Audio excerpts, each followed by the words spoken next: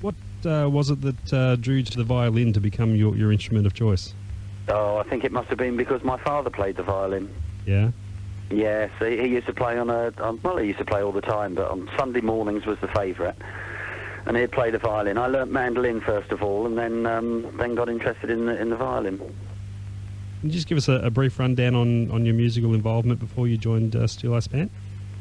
Yes, when I was very young, I went to the Royal Academy of Music in London, where I studied classical music. I was there as what they call a junior exhibitioner. You just go there Saturday mornings, and I was there for 3 years.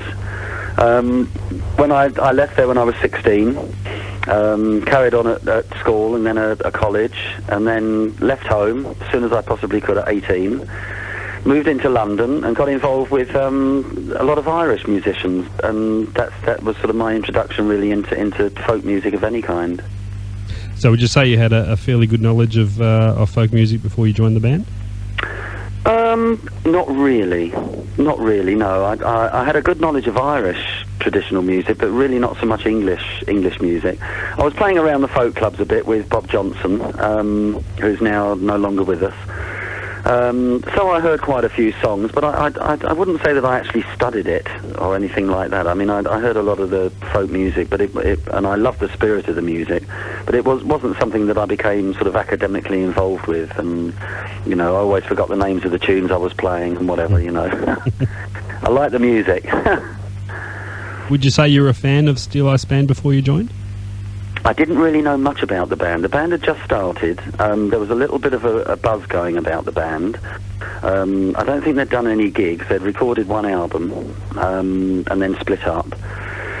And when I was playing in folk clubs, Martin Carthy, who also had just joined the band, but as I say, they hadn't done any gigs, he kept turning up at folk clubs that I was playing at, and they were obviously checking me out. And the next thing, I got a call from Ashley Hutchings saying, did I want to join the band? And I said, great, and we took it from there. It wasn't a difficult decision to part with what you were doing there with Bob? No, it wasn't. I mean, it was an opportunity I had to take, really. Yeah. And I got Bob into the band 3 years later. Of course, yeah. Yeah.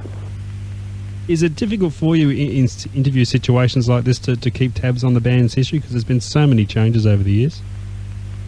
Yes. I can't remember dates and whatever. I remember, I sort of look back emotionally, I suppose, and I see a sort of a big picture. I can't remember how long certain people were in the band, but I can remember certain sort of emotional situations, and I have a sort of an overview of maybe everyone's sort of motivation for being in the band and what they were like to work with and whatever, I mean, my interest is the music, really. I mean, I'm very much, for me, as long as the music feels good to play, to me it almost doesn't matter what it sounds like, as long as it feels right and as long as it feels sort of true and honest, So I sort of see the other members of the band in that way. Are they providing good music? And not sort of trying to work to some sort of preconceived idea about what music should be, because music is made by the people that are in the band, and it's important that you all go out there on the gigs and really enjoy it. Looking back on the early days of the band, do you recall any particular reaction, either positive or negative, from the folk purists as to the sound that the band were trying to achieve there, especially incorporating the rock and roll feel to the folk sound? Oh yes, I mean it was very controversial when the band first started, and some of the reactions were quite hostile. I mean, we did have sort of things thrown at us, which, looking back on it, is quite amusing, really. But the music, folk music, was in the folk clubs. And it was sometimes it was almost like going to church. You would have the performers there singing these sort of hugely long ballads, and people sitting there, totally in awe of this lovely music. And I think any changes to that, and especially if because the word sort of sold out comes to mind. I mean, that seemed to be the word of the day. Steeleye Span has sold out, and particularly when we had a hit. I think people that were protecting the music in the folk clubs felt that maybe they'd sort of lost grip. 3 years after that, I suppose, became what they call the world's leading folk rock band, which was a category that wasn't in existence when we started. So there was a lot of hostile reaction, and I understand that. I understand that. That's okay with me. And I think that any music, any people that are experimenting in any way with music, you know, are going to get a bit of flack from people. You know, that's part of the experimental process until things settle down and people realise that it's not just for effect. It's something that you want to do and that you're working hard on it and you believe in it. And then people start sort of saying, well, okay, let's sort of check this out. And then they might like something. And then they start looking into the other things that you've done and realise that you're sincere with what you do. Was it hurtful at the time, that kind of hostility coming towards you? Say that again? Was it hurtful to the band personally at the time? Did it almost put you off going in that direction?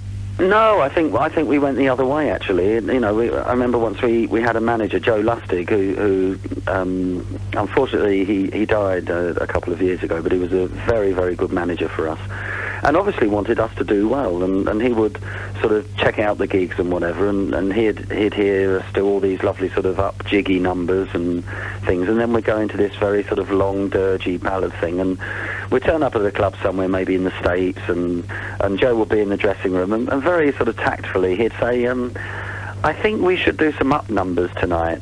And we would go the opposite way. I mean, we were definitely, you know, head on with it. We were saying, no, you know, we want people to accept all the down stuff too, because we love it. You know, so it didn't intimidate us, but at the same time, anything that is said that is hurtful to a musician, you can't just brush it off. You handle it. But no one that is in the creative area, you get used to adverse criticism, and sometimes it's good adverse criticism, it's constructive, and sometimes it's just malicious. And over a period of time, you do get used to handling it, but you do feel it, and it often causes you to question maybe what you're doing. So yes, it can be hurtful. Tonight with Peter Knight from Steeleye Span. Was there, in terms of choosing material to record, was there ever a dilemma in the band deciding on whether to focus on traditional material or providing your own? We've been pretty loose with all of that. You know, we don't have a leader as such, and we never have, and we try and operate via the democratic process so that everyone is happy. So there is no one person standing there and saying, no, we are not going to do this song. Generally, songs don't survive the rehearsal process if they absolutely stand no chance whatsoever of getting on an album or getting on the stage, and they sort of die a natural death. So we've never been too sort of worried about that. As long as there seems to be some connection with what we're doing and what we have done, and even if that connection is only you know, understood by one person in the band, we'll go ahead and try it. We'll go ahead and do it. Otherwise, you end up with a situation where someone who wants to satisfy maybe a slightly different musical angle within the band, they can't do it, and maybe they have other strengths that you really need to keep them for, you know. As we've already mentioned, some of those 70s albums are now seen as pioneering albums in the fusion of folk and rock. Did you feel at the time that you were pioneers charting new territory there? Maybe slightly, but not completely. We were just doing what we wanted to do, and it was the initial idea of the band that was the good idea, and it came at a time where it was very relevant to music and traditional music then. These days, there's a lot of bands that play traditional music in a rock setting, and I dare say we've influenced some of them, and they've checked us out and whatever, and that's how things progress. Now, you did have a brush with the commercial success there in the 70s. Was the temptation there to take that music even more down a more commercial path to maintain that success? Yes, and it was a total disaster. a total disaster. I mean, all around my hat was a mixed blessing for us, really. Yeah. What it did, as far as the public is concerned, is that they thought that maybe that's all that we did. And within the band, we then tried to get hits, and we started writing more of the songs and trying to make them more commercial. And to be honest, it really wasn't that successful. I don't think that you can half-heartedly enter the commercial world. All Around My Hat was an accident. We recognised it as being popular because audiences loved it. And when Mike back came to the rehearsal studio to check out what we were going to record, and he heard All Around My Hat, he said, "It sounds like a hit to me." Bob Johnson heard Gaudete in a church and thought that the band would do it well. I don't know whether he ever thought it would be a hit. So yeah, a mixed blessing. It was a disaster us trying to... We wrote some good songs, but you know, they weren't one thing or the other. The bios I read on the group often make mention of the very hectic touring schedule that you guys maintained during those days. Yeah. Looking back now, do you think perhaps a quality of work rather than a quantity of live work would have been a better option? We always seem to be sort of behind, actually. It's quite interesting because if we could take you know, a year off or something and just say, okay, well let's just really sort things out and let's write and then do a lot of rehearsal and then, you know, record and whatever. But we are a working band, and it's almost like we keep trying to catch up with ourselves all the time. That's all I can say with that one, really. Now, you left the group for a while in the 70s. What were the circumstances there? What happened there? Yeah. Well, it was just it was mayhem. There was a lot of problems going on within the band in a you know, personality-wise. We worked so hard, and eventually something has to give. And it seemed at the time that the band was sort of falling to bits anyway. And Bob and I were doing an album, The King of Elfland's Daughter, and at the time it was said that we left the band in order to do that, which wasn't really the case. It was just we were very unhappy. There was a lot of problems going on between the different members of the band, as happens in groups. I mean, we try and pretend that it doesn't, but it's pretty hairy sometimes, you know. It's a bunch of creative people, you know, tired and with their own feelings and whatever, and something has to give. And we gave, and we left. Yeah. Do you think it'd be fair to say that was a break you had to have for you to be back and part of the band again today?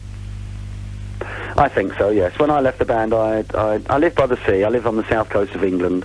And I bought a fishing boat, and I made up my trammel nets and a trawl, and made friends with a chap who was a plumber, and he hated plumbing, and I was in the music business, and I began to hate it. I still loved music, but I didn't like the thought of going off on tour anymore.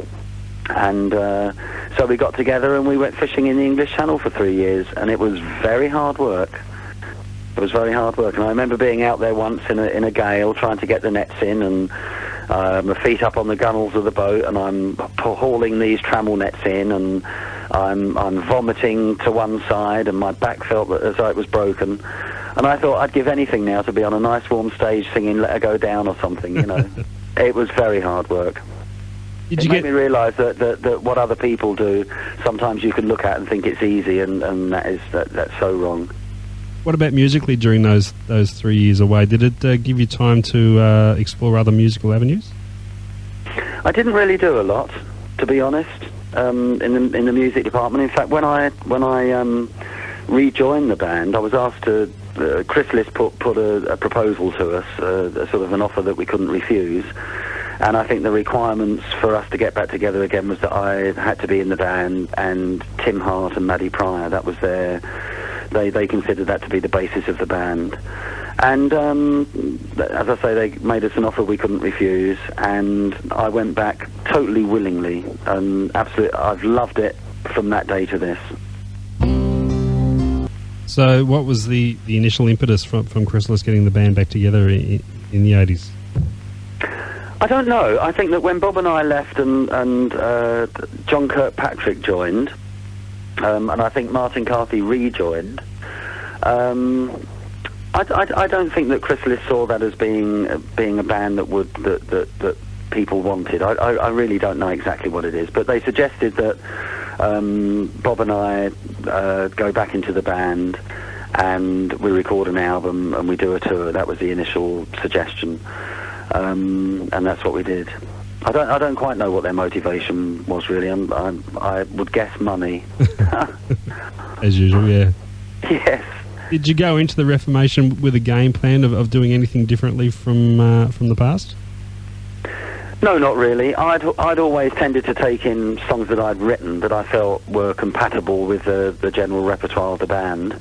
And I haven't really changed that. I have come in recent times with traditional songs, but I still like writing the songs with a connection that I feel is valid within the band. There's never been a game plan as such. It's up to each individual in the band that gives the band music to play. It's down to their motivation and why they would submit a certain song, and all we can hope for is that they have the band's interests at heart, because that's what I have. What about within the studio? Was the working relationship pretty much as before? When are you talking about? After the Reformation. Yes, it was okay. The band has been enjoyable for the main part, and there's always conflict within a band, and generally we choose not to talk about it, because to put negativity out there is not the thing to do, and it's just easier really to brush things off and come up with an excuse maybe of why things might break up or someone leaves or whatever. But it's quite an intense situation. When you're having good times in a band, they are really good. But when you're having bad times, it's pretty dire, and pretty hard going. And that balance, I think, within the band has always been pretty good. I mean, Rick Kemp, who joined us on the last American tour and the last English tour, Rick was in the band for a long, long time. And we just sat there on so many nights after the gigs and just laughed when we just talked about the old days. And it's always that the most horrific the stories, the funnier they are, So as long as the balance is one of enjoying yourself more than not, then we can't really expect much more than that. Sure. There's been some major lineup changes in recent years, and they seem to have injected a new lease of life into the band. Would that be a fair comment? Yes, and that's always the case. Although it's sad when someone leaves a band, the effect that it has on those that remain is that there's work to be done. Someone has left and there may be tours booked and albums and whatever, and you just have to get on with it and think of someone else that can come in and be part of the band. So it's sad when someone leaves, but you can't stop. So you don't sit there for very long and scratching your head. You do what you have to do and just say good luck and we're really sorry and whatever, and then you get on with it. With Maddie leaving, was that something that was on the cards for a while? Or did you know that was coming? Yes, it was. Yeah. Yes, it was. Yes, and Gay was already in the band, so Gay was the obvious person to sort of take over that slot. So it didn't leave you shell-shocked. It was something you were more or less prepared for by the sounds of it. Yes, I think so. Maddie had been building up a solo career for a long, long time, and I think she was finding it harder and harder to sort of juggle the two. I mean, you'd have to talk to Maddie really about why she left, but it was perfectly fine, and we talked, and I've worked with Maddie a couple of times since she left the band, and it's been lovely. Tell us about the 25th anniversary concert a few years back. That sounds like a magical event. Yeah, so you're talking about the Journey? The 25th anniversary concert where all past members were involved. That's right. Yeah. That's right. It was fabulous. It was a lovely, lovely thing to do. Was it a difficult show to coordinate? And the album's good too. Did you hear the album, The Journey? No, I haven't, no. Well, I'll have to get that to you, John, won't I? Yeah.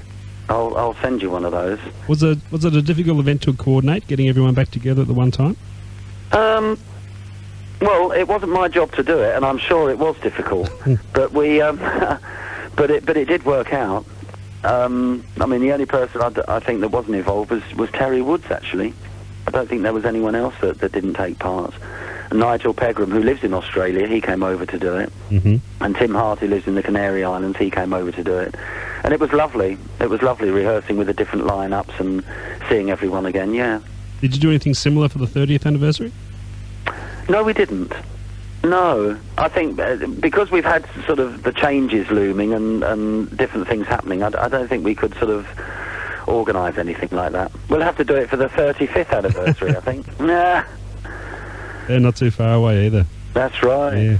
That's right. For those who haven't seen you for a while, could you just run through the current lineup for us? Yes, it's Tim Harries on, well, he played guitar on the last tour, but he's a bass player and a keyboard player. It's Tim Harries, myself, Gay Woods, and on the last tour we had Rick Kemp with us, that was in the band for many years, and hasn't been in the band for something like 15 years, I think, 12, 15 years. And we've used various drummers since Liam left a few years ago. And Dave Mattox did the last American and the English tour with us, apart from the very last gig where we had a drummer called Terrell Bryant, who's a lovely drummer. And I think we're going to leave the drummer thing open, actually, because it's been really, really interesting having different drummers play with us.